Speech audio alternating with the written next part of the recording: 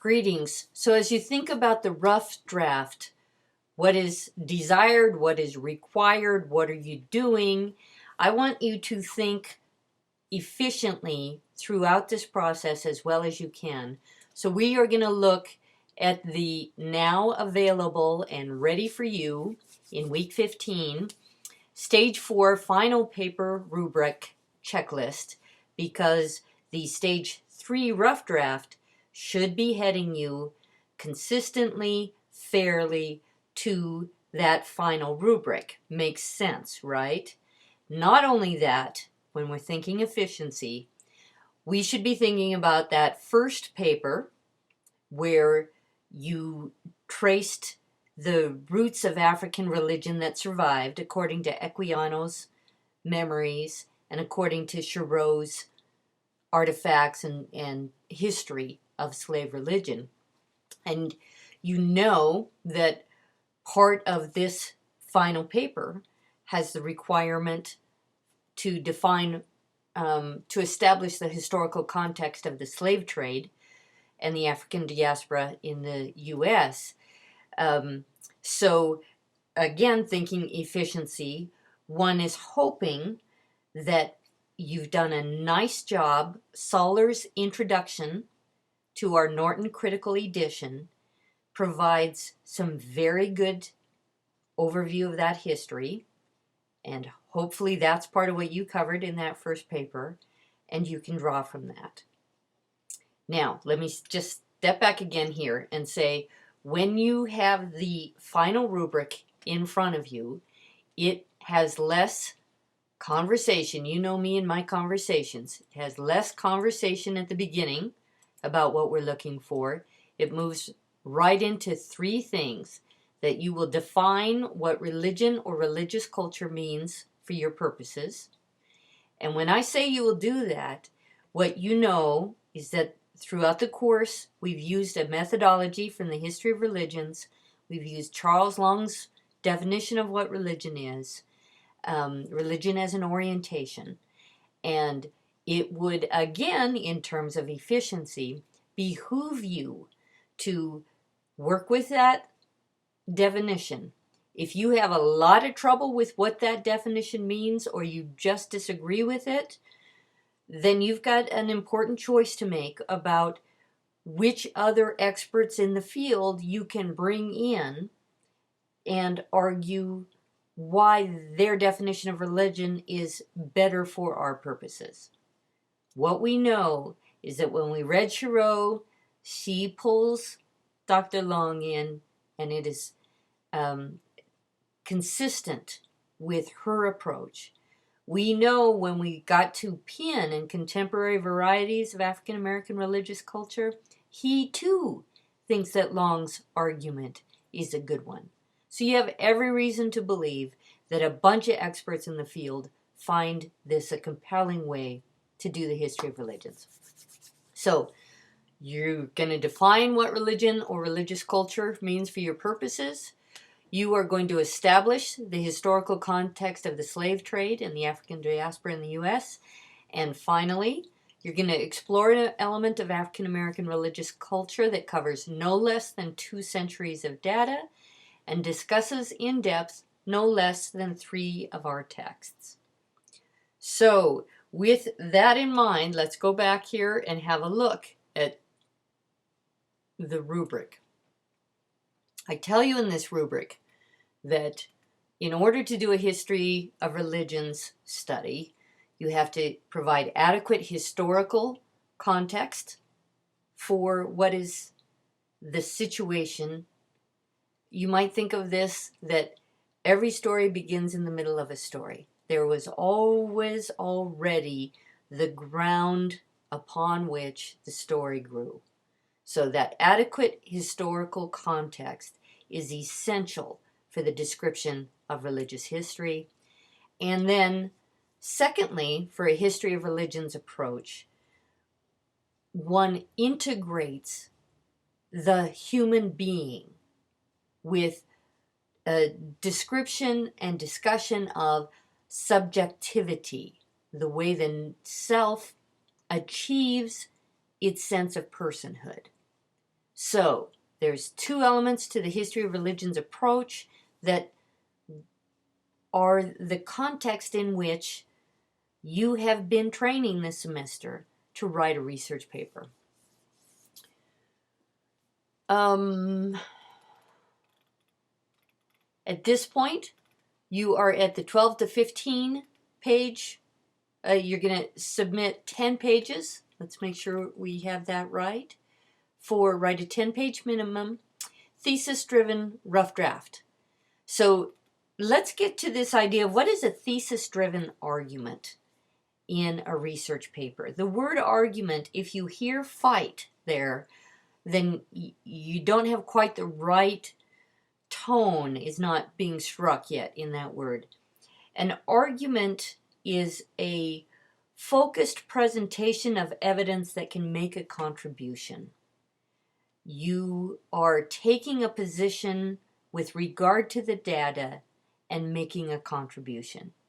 So when you hear the word argument, think to yourself, what's my contribution? This is the difference between a book report and a thesis-driven paper. You could certainly give me a book report about 3 of our books, and if you did that beautifully, you would have a very good book report. But I want you to take that additional step in which you are saying, by looking at the interesting narrative, black magic, and Du Bois, I'll just go chronological here. We see 3 depictions of subjectivity that represent their time, in that Equiano's, you can tell, right? I'm making this up off the top of my head, but I'm trying to get you that line between making a book report and actually taking that extra step. So if you were going to follow subjectivity in these 3 texts, you want your thesis to identify the perhaps the authority exerted by Christianity in the life of people across these centuries. You're not just going to report on Equiano, but you will be able to describe, you're going to make a unique contribution by describing this was the kind of religious authority exerted by Christianity in the world in which Equiano moved. This is the kind of authority that Christianity exerted in slave culture in the American setting.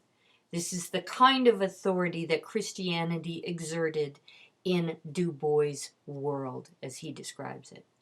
So you will have created an interesting focus, and by so doing, you're not simply writing a report on these 3 books, but you are bringing your reader on a journey that will bring a new insight that they had not previously garnered, because that's not what the books do. It's what you are doing with the books, out of your knowledge of the books.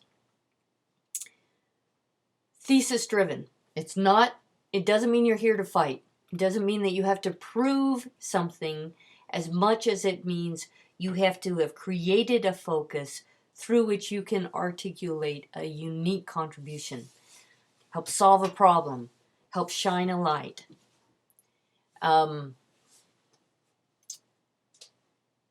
Thesis driven. Rough draft. It's the last thing I'm going to talk about tonight. Rough draft is going to look so good. It is going to look like one of the best papers you've ever written. You are going to do all the work you can this week. Sentences will be clean. Paragraph structure will be solid. The design of the paper will have developed, at least for this iteration of the paper. Because then when I get hold of your rough drafts, there is a chance that I will see that Rubik's Cube of, I wasn't sure why this information came first, because when I see the logic of your thesis, I'm wanting this other piece to appear first. Can you please? And so you might still be reorganizing design for that final paper, but you are going to have the data, the bulk of the data down. And one last point still is that I sent in an email the requirement that you have an additional reference outside of our readings. And that requirement does not appear in the stage 3 rubric or the final rubric. So the point here is, it is commendable.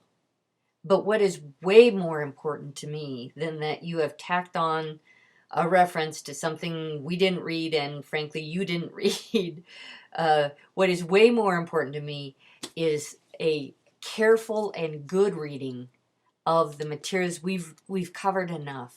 You have enough expert data. Do this well.